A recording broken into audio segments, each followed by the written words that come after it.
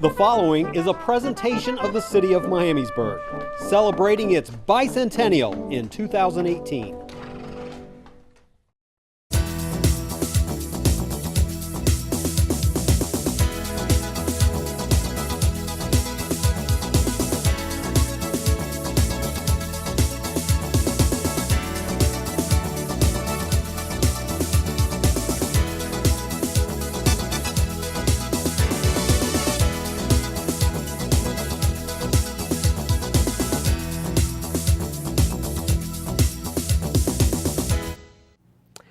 And hello again, glad to have you with us. Welcome to the April episode of Let's Talk Miamisburg. I'm Gary Giles, I'm the city's Public Information Officer.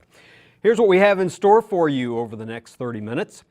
A little later in the program, we'll welcome Pat Murphy of the Miamisburg Spring Fling Committee. Pat will give us a preview of the 2018 Spring Fling Festival coming up in May, so you'll want to be sure and stay tuned for that discussion.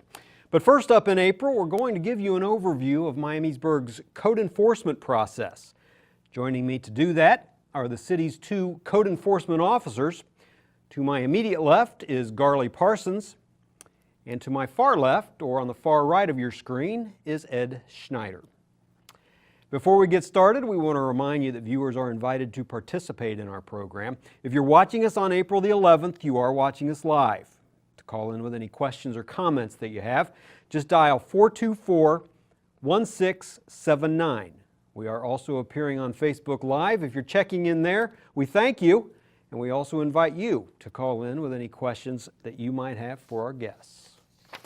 Ed and Garley, thank you for joining us. Thank you. You're welcome. We appreciate your time as always. You're both first-time guests, so let's start by telling our viewers a little bit about your professional backgrounds. Ed, we'll start with you.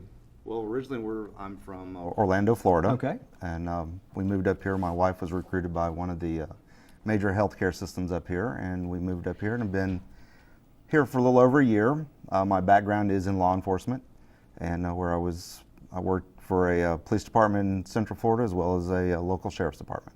Okay. How about you, Garland? And I've been in code enforcement for about 9 years, and I've worked in West Carrollton and Fairborn. And now I'm here in Miamisburg and enjoying every minute of it. How long have you been with the City of Miamisburg? Just less than a year. Less than a year, okay. So you're fairly new to the organization. Code enforcement in Miamisburg is part of the development department, so glad to have you on to give a little annual update to the community about your function. Ed, speaking of the function, how would you describe the general purpose or the function of a code enforcement officer in Miamisburg? Well, our primary job is to enforce the code and ordinances regarding property and the maintenance of whether it's your structure, the house, the property around it. Our job basically is to assist those that need some help, to point stuff out, and to maintain the property value within the city limits of Miamisburg. Sure. We're going to get into some details of that in just a moment. Garley, why is it important to have property and maintenance codes in a community? Well, as Ed said, our job is to ensure the health and safety and welfare of the public and to maintain property value within the community. That's a very important investment for anybody as their home, and we want to make sure that the value is held. And these codes and maintenance standards, if you will, are approved by the community. Their representatives on City Council have approved these standards for property maintenance, right? Correct. Okay. A lot of the codes are based on the International Property Maintenance Code. Okay.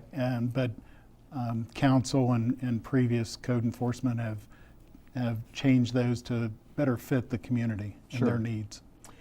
Ed, what type of violations would you say are the most common? What do you see most out there? Well, we're coming into the growing season now, so a lot of it is dealing with grass. We have a lot of grass issues. Sometimes people may have issues with their lawnmower has broken, or we have property that is basically abandoned. And so our job is to go out there, find those properties, and then we contract with a local contractor to maintain those to help keep that that area looking good, so that way maintains the value of the property and also helps the neighborhood to look good. You know, you don't want to see a house with grass that's up to your knees and then everybody else has a manicured yard. Sure. So we do that. There's a lot, we take care of that, and a lot of trash, dealing with the alleys and stuff, trying to keep the alleys clean so that way emergency vehicles can get through, police, and even just regular maintenance, and most of all, let Rumpke get through there to pick up the trash. How about disrepair of a property? Is that something that qualifies under your area that's visible from the street? Yes, we do a lot of that as well. Okay. There's times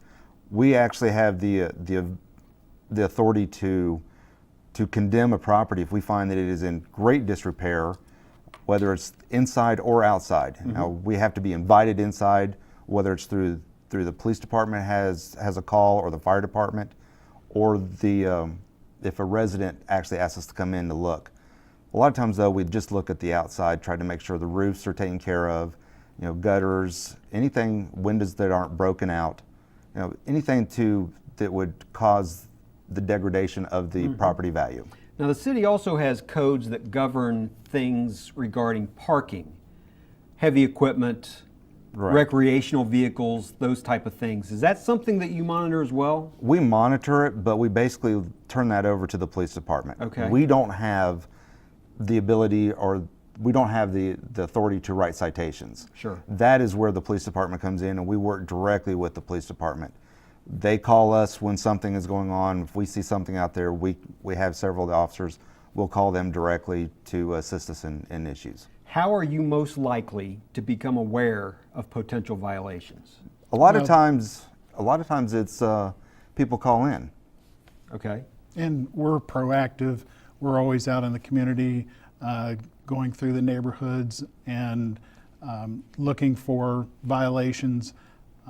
So we don't just wait for people to call us and then respond to that. We are proactively out in the community and looking for So you're looking at violations. different areas on a daily basis, is that fair? Yes. And you respond to calls for complaints. Yes. Well, we'll get to that contact information in just a little bit before we say goodbye. When you become aware of potential violations, what kind of process do you follow to get those remedied? We usually try to make contact initially at the property, and if no one answers the door, we'll maybe leave a door hanger or a business card and try to follow up with that. Sure. If they don't contact us, then we'll come back and we could send them a letter of violation and give them some time, let them know that there's a problem and an issue, so we can then follow up on that and make contact with the owner. And many times these fixes, if you will, are not immediate. I mean, you have to follow a legal process, correct? Correct. Yes. We give people time. Sure. We look at if stuff comes up and we know it's been bad weather, we grant extensions all the time. Our biggest thing is if you get a violation or something, contact us and tell us what's going on if you can't get it done. Unfortunately, you're going to have some people that just going to blatantly ignore it. But a lot of times people will call and say, hey, I've got this letter in the mail. I'm working on it. It's going to take me till next weekend to get it done. Fine. We'll be more than happy to work with you. Sure. We're not going to demand that it be done by a certain date. Dates that come out are what is randomly generated through the software. A lot of times we may even push that out, but we work with people. So you want to work with the community and find a solution and start moving in that direction. Right. Right. And some of the more significant fixes, painting and roofing and those things, that takes time. Sure. People getting quotes, and so we understand that. And like Ed said, as long as they're communicating with us, working with us to fix the problem, we're more than happy to extend the time. Garley, we're entering the growing season, and Ed mentioned that some common violations that you see are related to that. What are some common sense guidelines that residents can follow to stay in compliance with the city's regulations? The code says that grass can't be above 8 inches, And so if you keep your lawn trimmed down, weeds cut out of the flower beds, along fence lines, that's what we're asking Sure. for in the growing season. Do you see sometimes growth causing issues for you that is growth of whatever, going off into a neighbor's property? Is that a problem sometimes? Or growing out into the right-of-way? Describe a little bit of that, what you see and what people need to do about that. Well, one thing people need to realize is their property line, if whatever grows over onto their side, whether Yes. the, let's say the trunk of a tree is Sure. on your neighbor's, everything that's over on your side is your responsibility. So if you call and say, well, my neighbor's tree has some dead limbs, well, if those dead limbs are over on your side, you can go in and cut them out. It's your responsibility on what's on your property. Now, as far as trees, even though they're in the right of way, if it's in front of your house, yes, it is your responsibility. One thing the code requires is tree trim, the branches have to be at least 8 feet above the sidewalk and 12 feet above the road. Now, 12 feet was probably a long time ago because trucks and buses and vans are a lot taller, but that's where we fall, within 12 feet. There's probably some education along with your job responsibilities, educating the public on some of these codes. Oh, yes. Yes. Right? Right. Yeah, I can see that. Garly, you've held this position in other municipalities, as you mentioned. Do the codes vary much from community to community? Not much. Okay. Again, the basis of the codes are the International Property Maintenance Code. And then some communities have maybe a different grass height. Maybe they'll have 10 inches versus our 8. Or just little small tweaks in the code like that. But for the most part, I've seen the same problems, just Okay. some different scales. Sure. Garly, a couple years ago, the city unveiled a program to provide financial assistance to homeowners wanting to improve the external appearance of their homes. Tell us a little bit about that program. It's still available, isn't it? Yes, it is. It's the paint program, and any homeowner that lives at the property, they are eligible to get $500 in free paint or $25 of supplies, but you have to be income qualified. Okay. So you just can't. You got to be qualified. There's an application that they have to come and get, fill out a proof of income, and then we go out. After they've submitted that paperwork, we'll go out and do a visual inspection of the house. Also, if they're qualified, I'll do some measurements, calculate about how much paint they need, and then we'll issue a voucher for them to go get the paint. And this is a program that has had people, each year it's been in existence, take advantage of it and get some of that financial assistance for this. Yes, right now I have 2 applications that have qualified, and I'll be working with those people within Okay. the next few days. So some financial restrictions apply. Yes. How do they apply? We have a application at the office that they Okay. can come and pick up. Okay. And they fill that out. They'll have to, like I said, have proof of income and submit that. We'll evaluate that and make a determination if they're qualified. And to clarify one point of that, if you've got a homeowner and then maybe in some situations you've got the resident of the structure, which one of those qualifies for taking advantage of this project? The person that lives there, person that owns the property? Person that owns the property. The person and they have to live there. Okay, so it has to be owner occupied? Yes. Okay. Yes. Good distinction. Yes. And Sherwin-Williams is your partner on this. Yes, they providing are. the paint, which is a great partnership Yes, it for the is. city to have. Finally, Ed, there are certain types of work on homes that require permits. Yes. So let's give that reminder to our viewers as well. What kind of work are we talking about? If you're going to do anything with dealing with the electrical, you need to come down and obtain a permit. Fences require permits. Any exterior structures, not only does it require a permit, but you have to go through zoning. The the city planning, because there's areas that they have to approve. If in doubt, the best thing to do is either come down to the office or call and ask, this is what I'm doing, do I need a permit?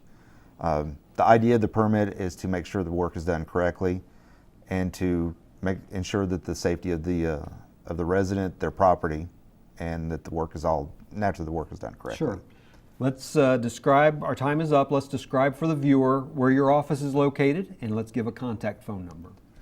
The office, we're located at the,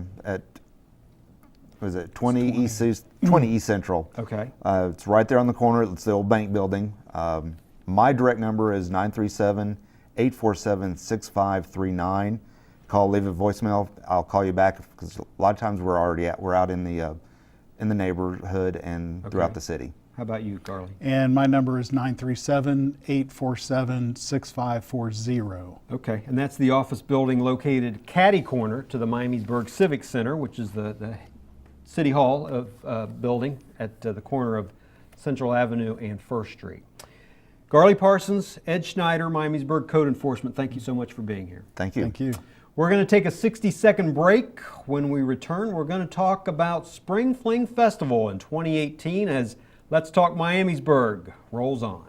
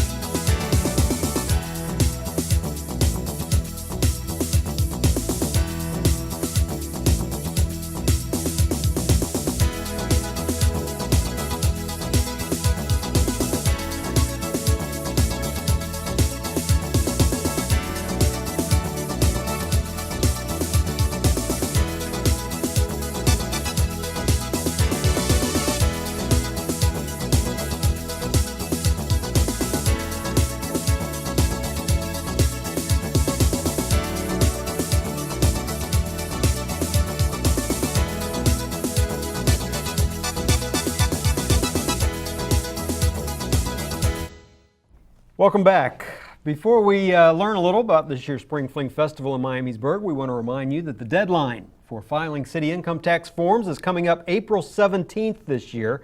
That's the same deadline as your federal and state returns. So get those forms dropped off or postmarked by April the 17th. The Miamisburg Income Tax Office is located in the Civic Center on First Street. If you have any questions, call 847-6462. Also, the Public Works Department is flushing fire hydrants in April.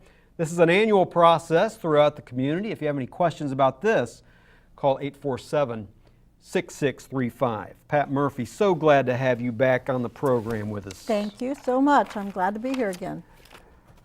We always appreciate you visiting to preview the Spring Fling Festival. I always have a lot to talk about I know on you Spring do. Fling. The festival will take place this year on May 18th through the 20th. Those dates are listed on the backdrop to our set here, May 18th through the 20th. And that's a Friday through Sunday. That's the traditional weekend that Spring Fling occurs. Pat, the location is the same, but the name of the location has changed. Yes. Tell us about that. Library Park has where we've been holding our festival for 38 years, and the name has changed to Miamisburg Veterans Memorial Park. So same place, right there on Central and Fifth.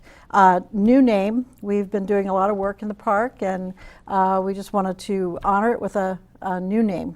Well, we're gonna have to get used to that change. We're gonna It's get really hard. used to referring to that name now. I keep putting Library Park behind everything so people don't get confused. Old habits so die hard. That's true. What year is this for the Spring Fling? You said 38. 38. Unbelievable. I know, it's been a long time. How long have you been involved in the organizing Almost committee? 20 years. Almost 20 years now. I can't believe that, but it was 1999, Yeah. I think, when I started. Well, it's really just a traditional part It of the is. community now. It is. People expect it, and they enjoy it, and they love it, and they come out, and it's always good to talk about it here on the show. You know, we just keep doing it the same way because it works. Sure, So that's what we sure. do. I do want to mention, even though it's Friday night through Yeah. Sunday, Friday night, we are setting up the park, getting ready, but the carnival starts Sure. at 5 o'clock. So we don't want people to, the booths aren't quite open yet, No, but don't we don't have want to the- miss out Friday night The carnival. food and the arts and crafts. But Some of the food is getting ready, but it's mainly carnival, but it starts out the next day. Let's get into that detail with the Okay. day-by-day schedule, and let's start with that Friday. That's again May 18th. Carnival. 5 o'clock to Okay, 10. okay. You can come on down and we'll be setting up. Some of the food booths are already ready to help you. And then the next day we start the full carnival. Sure. And we kick off with the parade at 9:45. Let me tell the viewer one other thing too. Mm-hmm. If you're not familiar with where Veterans Memorial Park is, it's right on Central Avenue next to the railroad track. So if you've never been to Spring Fling, maybe you're Right. not familiar with Miamisburg, right on State Route 725 coming into town as you approach downtown, it would be on your left. On your left. Right. So carnival only, that's behind the old library. Right. Friday night everything starts Saturday with the parade. Right. So the parade kicks off at 9:45 Okay. and comes down through, past the park. And then you might want to say the parade route while we're talking about the Is it parade. the same? It's the same route. Okay, so right along Central Avenue near downtown is a great viewing area. Perfect, Right. perfect. And then the park opens and the booths are open. Everything's going at 10. And the carnival goes on till 10 that night. We usually close down the booths around 6. Okay. And then the next day, Sunday, is noon to 6. People come out Saturday, they've never been to Spring Fling. What are they going to find in Veterans Memorial Park there? I got it out. Oh, yeah, What that's a- true. First, the carnival's in the back. Yeah. There's about 20 food booths and Okay. concessions. All your favorite fair food. Everybody comes for specific, the funnel cake and the caramel corn, the kettle corn. I'm sold already. I know. The music starts at noon, and we have entertainment the whole time, the whole weekend. It's all free. Sometimes it's local acts. We've got musicians, Mike Kierstead's band AQK, Larry Goodwin, who's been a stable at all the Library Park, Mary Goodwin's son, and he comes still back to honor her. So we have a lot of entertainment, some of the local gymnastics and the dance troops. So it's a lot of fun. It's a lot of family fun for the entertainment. We have a small booth and the gazebo for the young children, free crafts and very inexpensive little lift the duck games for the little ones. And they really love that. Then there's about 100 booths, and it's arts and crafts and some small local business. Along with that, you can sign up for soccer and football and all of the stuff like that. Service booths that are just trying to get you some information. Huge parks and rec. You can sign up for everything in the summer. So we just aim to please. You can do anything at the Spring Fling. Great community gathering place. It is, it is. It's a very family-friendly gathering, and we strive to keep it that way. Even speaking of the carnival, very family-friendly. The people are very professional. The rides, the games, everybody wins something. So we try to make it really a good entertainment for the whole community. And we will remind the viewers that the parade, again, this year will be telecast on this channel. And the approximate start time of that will be right around 10 o'clock on Saturday morning. That's when the parade reaches our broadcast spot. point on Central Avenue. So we Right. come on the air around 10 o'clock, so tune in if you can't make it out. We're going to be bringing that to you live on this channel. How about Sunday? Sunday, we really do just about everything that we did the first day, Okay. except it's a shorter period of time, noon to 6. Still a full docket of entertainment, and the carnival's there. Usually Sunday, the carnival will have like a special price with Okay. an armband for the Nice. kids. No, everything still goes. You can still buy your funnel cake to the last minute at 6 o'clock. 6 o'clock Sunday. For sure, yeah. That's a full weekend of activity. It is. No question about and, that. And it's a really small little committee that we have. We've Uh-huh. been working at this for a long time, so we kind of keep it the same so we can do it. But it's a pretty small group, so we're looking for volunteers if anybody wants to come out and help. Committee membership is wide open, isn't It it? absolutely is. That probably helps so much to have an experienced roster of committee members. Yes, we've done it a long time, so we can tap the same information over and over. And speaking of that, somebody else has tapped the information for the Spring Fling Committee. The Bicentennial has decided they would like some help. We've talked a little bit about that Yeah. here, so tell us what's going Yeah. on. What's the connection between your group and the many, many bicentennial activities Well, of course, that are being you planned? know, cities always supported Spring Fling, and we're trying to support them. Sure. And since we've done some of these things, they've asked us for some help and given us some direction that they need the help. So we started helping them with the parade and the vendors, and it's going to be an awesome week, June 16th through the 23rd.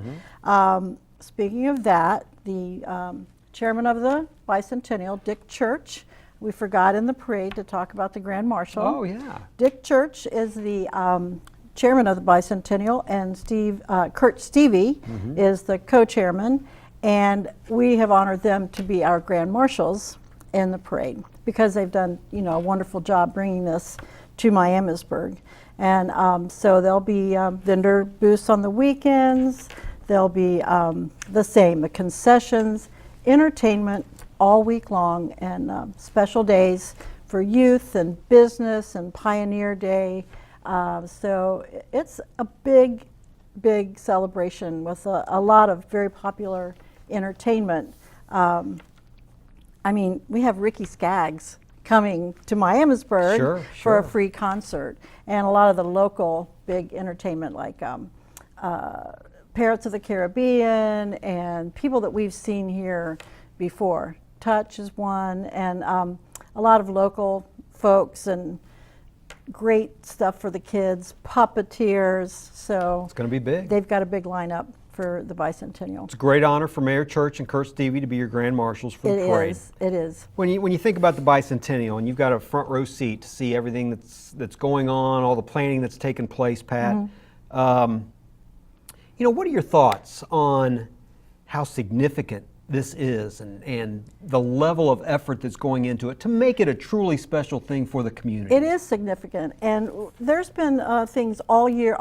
January we had, you know, events leading up to this, and at the dinners and shows. And when you sit in the while we're talking at the meetings, and you see the immense work that has gone in, you know, and each one of us is doing a little part, but the whole thing is so coming together, and they've been planning for 3 years. Sure. And it's coming up. It's in June. So I think we're ready. It's been a lot of time-intensive work, but Sure.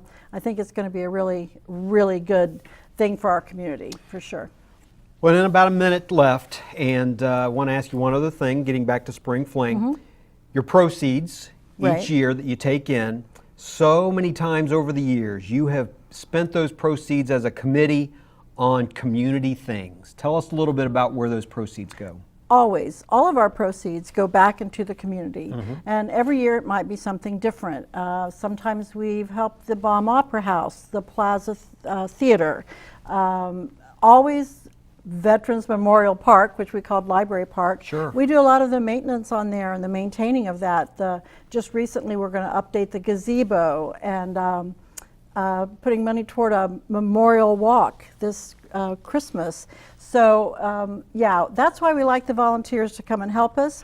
We just put the work in, and then we pour all of our proceeds right back into the committee. And I think that's why we all just keep doing it. We just can't stop because it's so needed and everybody's so appreciative. Very Of the appreciative. work, yes. Absolutely. Okay, the 2018 Spring Fling Festival in Miamisburg, May the 18th through the 20th, Veterans Memorial Park. Yes. For more information, where can people go? You can go to Miamisburg SpringFlingFestival.com. That website will do it. Look at Facebook, and we'll always get back to you on Okay. Facebook. Pat Murphy, Miamisburg Spring Fling Committee, thank you so much for being here. Thank you so much. And we will see you in May on Let's Talk Miamisburg. I'm Gary Giles. So long, everybody.